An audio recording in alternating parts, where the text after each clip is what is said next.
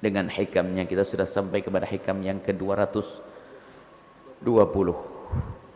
Qala Al-Imam Ibn Atha'il As-Sakandari rahimahullah ta'ala, nafa'anallahu bihi wa bi ulumihi wa bi ulumi masyaikhihi wa talamidati fid dharaini amin. Kata beliau, min tamamin ni'mati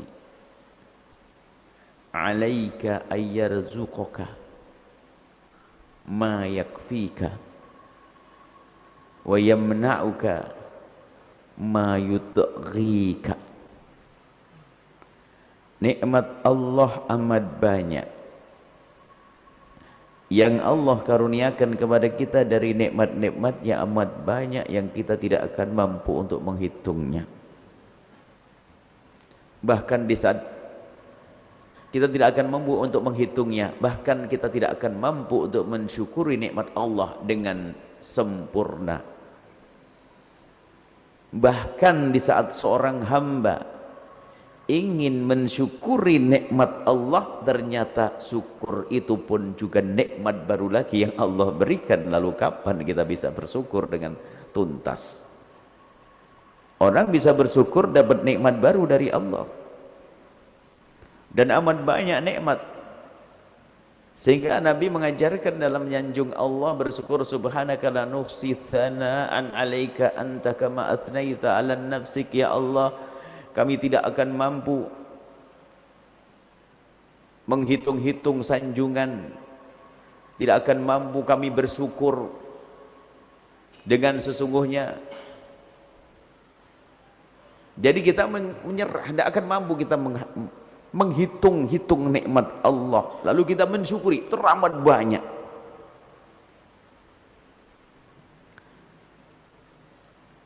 Nah, setelah itu nikmat sebagai nikmat, kadang dari nikmat itu berubah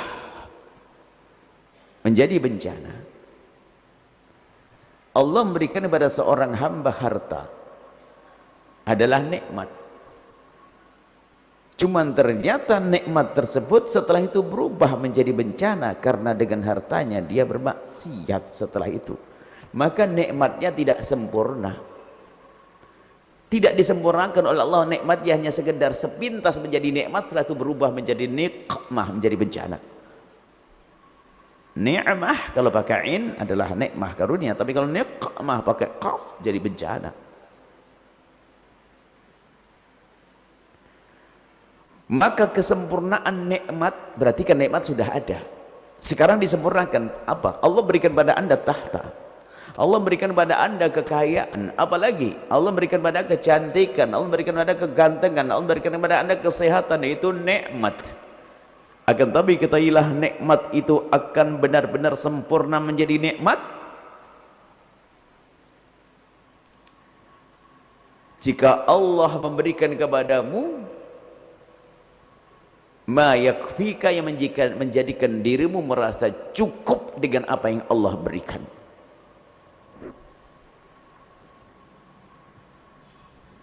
Dalam bahasa sederhana, di saat engkau diberi oleh Allah, engkau merasakan itu sebagai karunia dan engkau bisa mensyukuri, maka itu baru nikmat yang sesungguhnya.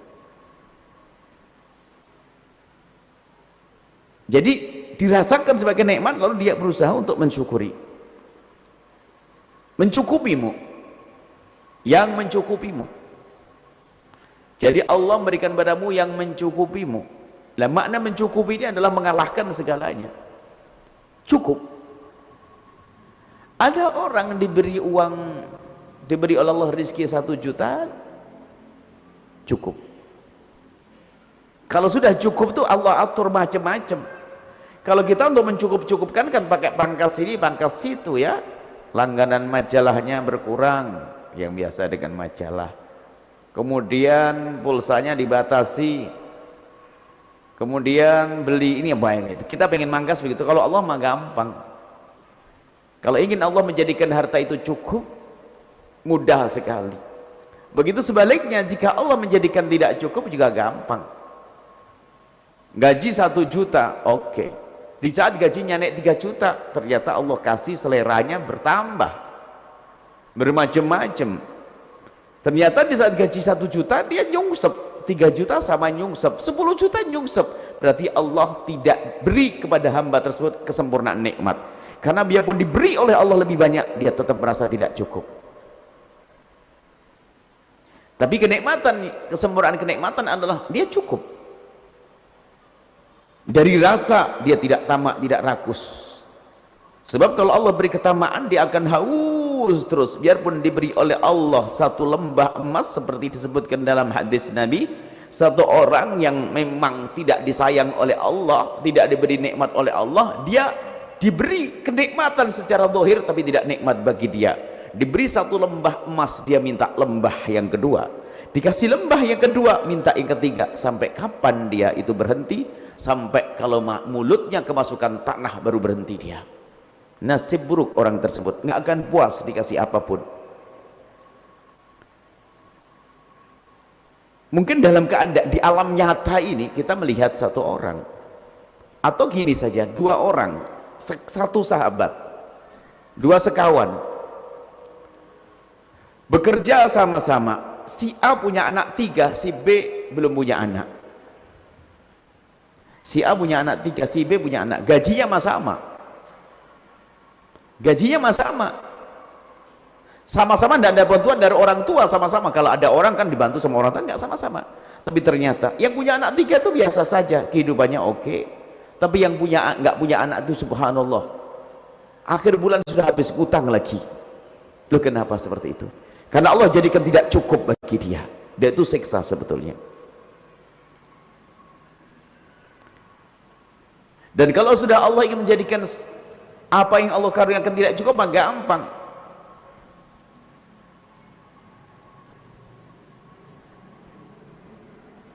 Dia dapat bonus 10 juta. Tidak tahu dari sebuah perusahaan. Menikahnya bareng, seneng semuanya. Istrinya hamil, alhamdulillah. Hamil bareng dia. Subhanallah. Dapat bonus 10 juta, masya Allah, senangnya luar biasa. Senang. Kalau Allah ingin menerima gampang, sama-sama bonus 10 juta. Yang satu dapat berita, alhamdulillah telah lahir anak ini. Yang satu, entar masih pembukaan 1, 2, belum bisa. Kata dokter, sesar. 9,5 juta, sisa 500.000. Yo, begitu gampangnya Allah kalau ingin menghabiskan itu. Makanya andalan kita tetap Allah itu, bukan harta yang kita miliki. Biarpun katanya banyak, Allah bisa saja, Allah bisa jadikan kita tidak merasa cukup dengan itu semuanya. Apakah dari tamak kita, atau Allah jadikan kita memerlukan harta tersebut untuk selain yang selama ini kita rencanakan. Gampang. Maka hati-hati ya nih. Dengan Allah kita harus serius dengan Allah. Maka karunia yang agung yang Allah berikan pada seorang hamba adalah Allah berikan kepada Anda rasa cukup. Cukup di diri pribadi berbeda dengan cukup dengan keluarga. Tolong, urusan pribadi kadang lebih mudah kita merasa cukup. Mohon masalah cukup ini jangan sampai Anda salah memahami makna zuhud, makna warok. Cukup di sini untuk pribadi oke, tapi keluarga beda ya. Saya mungkin bisa saja makan itu dengan ala kadarnya, sehari makan 2 kali oke, tapi anak istri saya belum tentu ya. Jangan disamain dong, Anda boleh kepada istri Anda. Setiap hari istrinya diajak puasa, ini makan ini, itu salah. Berikan kepada mereka sewajarnya mereka makan setiap hari. Kalau mereka belum sampai makom seperti Anda, jangan makan Anda, nggak boleh. Tapi untuk pribadi, mengalap bahasa Jawa Timur yang ngalap cukup ya, pokoknya kita menganggap cukup dengan ini gampang. Tapi orang lain nggak bisa, jangan disamakan. Anda mungkin bisa saja bertahan dengan hidup yang sangat sederhana, akan tapi keluarga Anda mungkin namanya anak-anak pengen makan ini makan itu, jangan setiap hari misalnya kerupuk saja misalnya. Anda bisa, kecuali Anda memang tidak bisa belikan, lain cerita. Anda mampu, pelit pada keluarga juga nggak boleh loh ya, dengan alasan cukuplah kita, yang penting ala kadarnya. Ini zalim memahami makna-makna ucapan ahli tasawuf. Kita diajari juga untuk bersenang-senangan dengan keluarga, dengan catatan itu dari harta yang halal, tidak berlebihan, tidak tidak melupakan di sana jika ada orang membutuhkan, kayak kasus Cianjur dan sebagainya begini ini. Setelah itu Cianjur Anda sudah bantu, misalnya saudara yang sakit, oke, makan enak boleh Anda.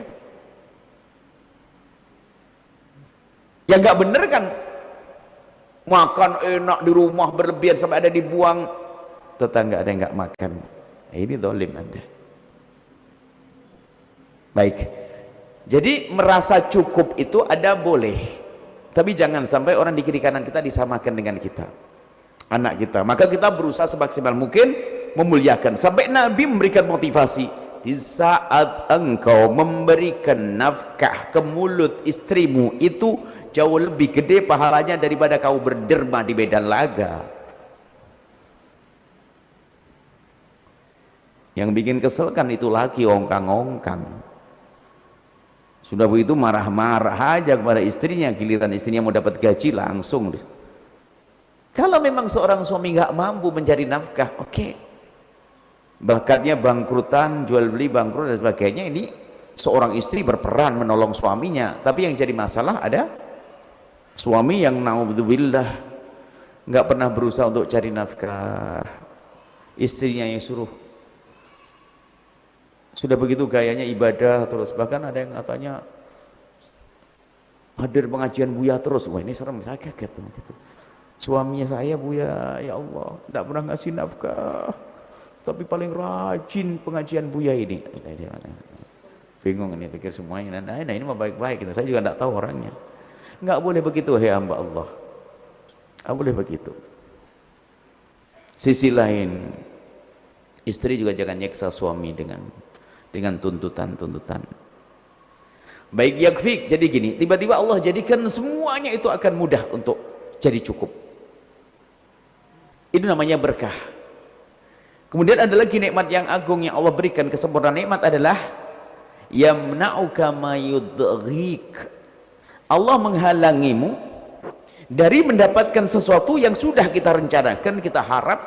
Ternyata Allah Maha tahu sebab kalau itu sampai kepadamu menjadikan dirimu yudghik, menjadikan dirimu membangkang kepada Allah. Kan banyak contoh. Di saat dia fakir, masya Allah dia rajin ngaji. Ternyata di saat diberi oleh Allah karunia baru, dia saat fakir pakai sepeda engkol ngaji, istri dia dibonceng, anaknya berdiri di tengah. Kebayang? Pakai sepeda engkol, rajin ngaji. Tak tahunya di tahun kedua sudah bisa beli sepeda motor, tambah juga anaknya satu depan, satu di tengah. Oke. Tapi biasanya pengajian kan seminggu sekali, sudah sebulan sekali dia. Tak tahunya sampai beli mobil, ketemu kiainya hanya waktu hari raya Idul Fitri. Setelah itu nggak kelihatan lagi.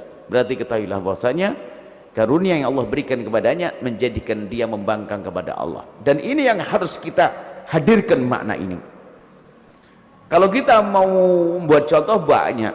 Dulu waktu masih jomblo, rajin ngaji dia, masya Allah. Setelah dapat nggak kelihatan lagi. Hati-hati yang jomblo ini, habis nikah harus makin rajin ya, jangan macam-macam. Ini jangan-jangan ini nikmat bukan jadi nikmat lagi. Mestinya kan setelah dapat pasangan, alhamdulillah punya kawan. Kemarin aku nih sepedaan sendiri, dingin, sekarang sudah ada yang ngerangkul naik sepeda motor. Mestinya kan semakin semangat. Banyak kalau kita buat contoh tuh banyak. Dulu di saat dia fakir tidak mau bermaksiat sana sini. Setelah dia punya kekayaan, beli bermacam-macam sesuatu yang menjadikan dia jauh dari Allah. Hiburannya mulai kenal dunia macam-macam, tontonan segala macam. Maka ada sebagian hamba yang dihalangi oleh Allah dari nikmat tersebut. Ternyata itu kasih sayang Allah. Maka termasuk kesempurnaan nikmat yang Allah berikan kepadamu adalah di saat tiba-tiba engkau dihalangi oleh Allah dari sebuah karunia, karena Allah tahu karunia itu akan menjadikan engkau membangkang kepada Allah. Apa makna yang kita ambil dari sini? Maka siapapun, kembali kepada hikmah sebelumnya, yang Allah berikan kepadanya kekurangan, jangan marah dengan kekurangan. Khusnudzan kepada Allah, barangkali untuk saat ini jika seandainya aku kaya kok bisa jadi aku menjadi kaya yang kurang ajar kepada Allah. Dia bisa berkata, alhamdulillah sekarang aku belum punya, tapi tetap minta, ya Allah setelah ini Allah berikan padaku harta yang cukup dan bisa mensyukuri nikmatmu, sehingga tidak akan menyesal dengan apa yang Allah berlakukan kepadanya dari kekurangan harta, kekurangan kesehatan dan macam-macam. Dia paham bahwasanya ini Allah halangi dari untuk aku raih karena Allah sayang kepada aku, dan banyak hal-hal yang semacam ini. Suatu ketika ada satu orang yang tiba-tiba datang dan dia berterima kasih karena dia kolab, bangkrut. Saya bingung kok bisa ada orang bangkrut berterima kasih. Gimana kisahmu? Betul Buya, kalau seandainya saya tidak bangkrut, kayaknya saya masih berada di kubang riba sedalam-dalamnya. Iya Buya, gara-gara itu saya nyungsep habis-habisan Buya. Alhamdulillah sekarang saya terbebas dari itu semuanya. Nah ajib. Dan itu hakikat nyata datang kepada kami. Secara kehidupan dunia dia habis hartanya, tapi diam-diam dia bersyukur. Ternyata Pak, kalau seandainya saya masih berjaya, kayaknya saya tidak akan ingat, tidak kenal pondok, tidak kenal keluarga, karena dia sudah lupa. Berarti kadang musibah Allah hentikan karunia karena Allah tahu bahwasanya di saat mendapatkan karunia dia lupa kepada Allah. Nah pesan yang lain yang harus kita pahami adalah, di saat yang pertama tadi, di saat kita mendapatkan kekurangan, ketahuilah bahwasanya itu karena kasih sayang Allah. Jangan-jangan di saat kita mendapatkan itu yang kita rindukan, malah kita anggap baik dengan Allah. Pesan satu. Pesan yang kedua adalah, jika suatu ketika Allah terus tambah karunia, jangan bangkang kepada Allah supaya jadi nikmat. Makanya sekarang lacak apa yang telah Allah berikan kepada kita saat ini. Nikmat apa yang Allah berikan kepada kita saat ini?